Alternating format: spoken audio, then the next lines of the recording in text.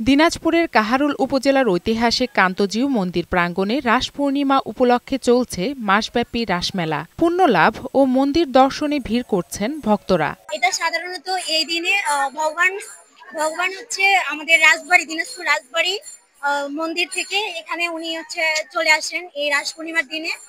আর এইখানে সাধারণত এই মন্দির দেখার জন্য দূর দূরান্ত থেকে অনেক পুণ্যার্থী আসে। আজকে রাতটাকে ওনারা মনে করে যে এটা তীর্থস্থান। প্রতি বছরের ন্যায় এবারও হচ্ছে আমাদের দিনাজপুরের কান্তজি মন্দিরে রাসমেলা অনুষ্ঠিত হচ্ছে।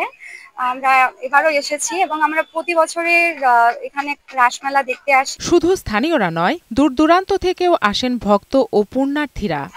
এটা কান্তজি মন্দির, ঐতিহ্যবাহী একটা মন্দির, প্রাচীন যুগের একটা মন্দির। আজকে রাজ উৎসব উপলক্ষে আমরা আসছি, ভগবানের কাছে আসছি। ভগবানের কাছে অনেক আশা, অনেক ভরসা নিয়ে আসছি।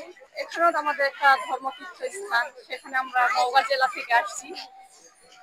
এখানে আমরা তীর্থ করার জন্যই আসছি। ধর্মীয় গ্রন্থ অনুসারে শ্রীকৃষ্ণের অনেকগুলো লীলার মাঝে শ্রেষ্ঠতম হল রাসলীলা।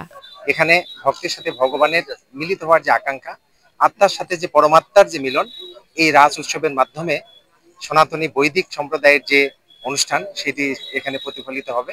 ঐতিহাসিক কান্তজিউ মন্দির ১৭০৪ সালে রাজা প্রাণনাথ নির্মাণ কাজ শুরু করে। তার মৃত্যুর পর তার ছেলে রাজা রামনাথ ১৭৫২ সালে মন্দিরটির নির্মাণ কাজ শেষ করেন। সেই থেকে প্রতি বছর অনুষ্ঠিত হয়ে আসছে কান্তজিউ রাসমেলা। জান্নাতুল ফিরদাউস কণা, বৈশাখী সংবাদ।